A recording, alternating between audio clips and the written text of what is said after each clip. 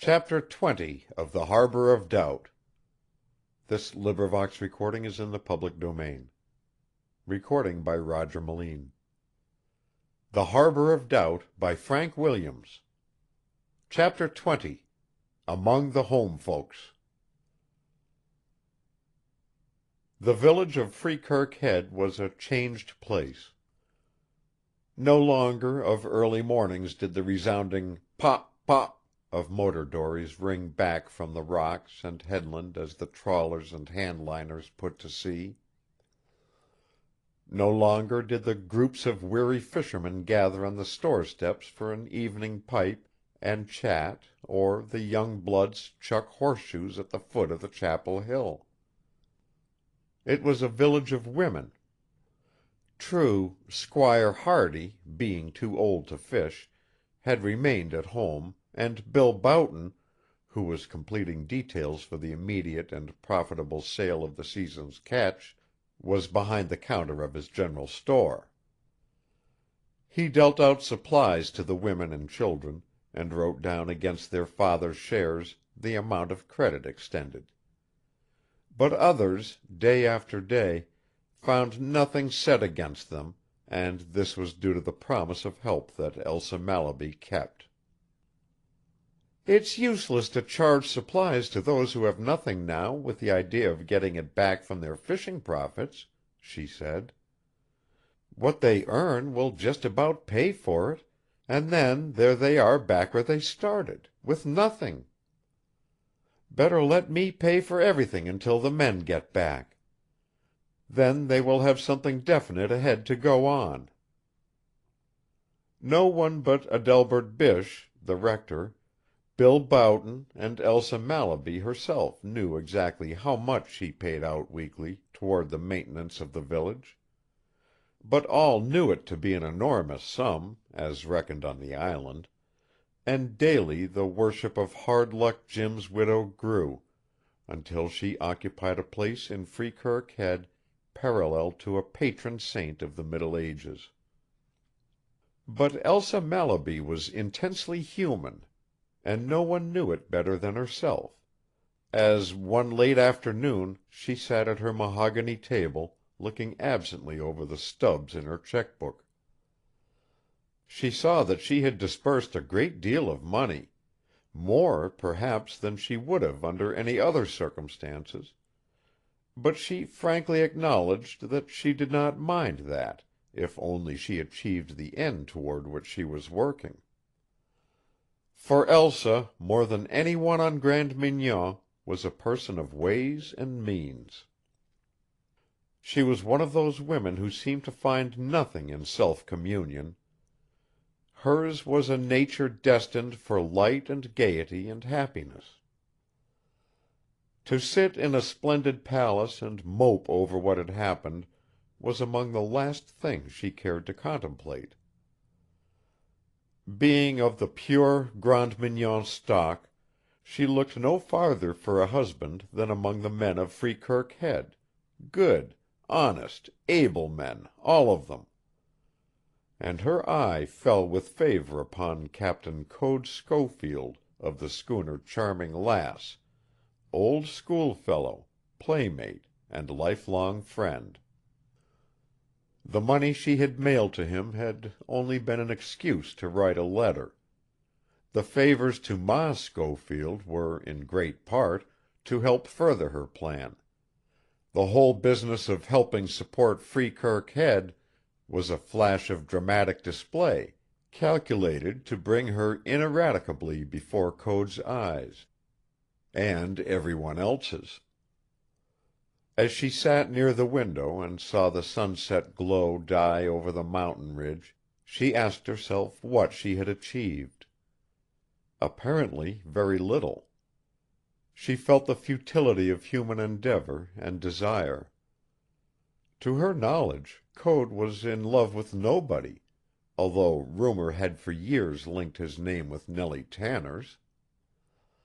That was exploded now, for Nellie was engaged to Nat Burns. Why did he not respond? Slowly her smile returned. He would respond when he had heard certain other things. Then he would forget anyone else but her, if there was anyone else. Her heart leaped at the thought. As it became dark, she rang the bell. "Light the candles in the drawing-room," she said to the servant who entered. "You remember that Mrs. Tanner is coming for dinner." "Yes, madam." "Very well, that is all." The servant withdrew.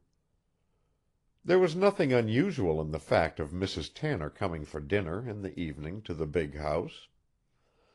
Elsa simply could not eat all her meals alone, and her old friends at the village were constantly receiving invitations. Mrs. Tanner arrived at 6:30. It was her first visit since the departure of the fleet several weeks before, and there was plenty to talk about. But Ma Tanner wisely reserved her conversation until after the meal, for the victuals of Mallaby House were famous the whole length of the New Brunswick coast. Afterward, when they had retired to Elsa's pink and gray boudoir, the eternal envy of Grande Mignon womanhood, the talk flowed freely. "It's this way, Elsa," declared Ma confidentially. "I think Nellie is pretty well took care of. Now, young Nat Burns, as you know, is pretty well off, as the sayin' goes on the island. He really wouldn't have to fish if he didn't want to. His father didn't neglect him when his time come." Ma Tanner did not see the change in Elsa's expression. The pupils of her magnificent black eyes expanded, and the delicate brows drew together over the bridge of her nose.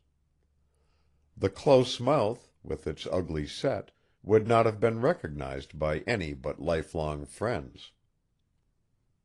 "And Nat's about good as any boy," went on Ma. "Boys is terrible hard to fetch up so they don't disgrace ye and send ye to the grave with gray head 'bowed in, sorter, as the poet says. Nat ain't bad. He speaks sharp to his mother once in a while, but, la, what boy don't? I think he'll treat Nellie right, and be a good man to her." "Ma," said Elsa, and her voice was quiet and intense, as though she were keeping herself well in hand. "That's what everyone thinks about Nat Burns." "Wal," asked the older woman, slightly resentful, "don't you think so?" "What I think has nothing whatever to do with the question. But what I know might have. I don't want Nellie's life ruined, that's all." "Look here, Elsa, what are you drivin' at?" Ma Turner was becoming wrought up. She knew there must be something behind these hints, or Elsa would never venture on such thin ice with her. "Ye bean't by any means jealous of Nellie, be ye?" she asked, peering through her spectacles. "Heavens, no!" cried Elsa, so convincingly that Mrs. Tanner was satisfied once and for all. "Wal, what's all the fuss, then?" "Any girl would ruin her life that threw herself away on Nat Burns. He's got a fine, solid gold case, but his works are very poor indeed, Ma Tanner." "Don't go talkin' educated, or I can't follow ye. D'ye mean he's all show, and nothin' in his mind or heart of Christian goodness?" "Yes, I mean that, and I mean more besides. He doesn't stop by being merely not good. He is actively and busily downright bad." "They's several kinds of bad, Elsa Mallaby." "Well, I mean the kind that makes a girl break her engagement and keep it broken, and that drives a man out of a decent village."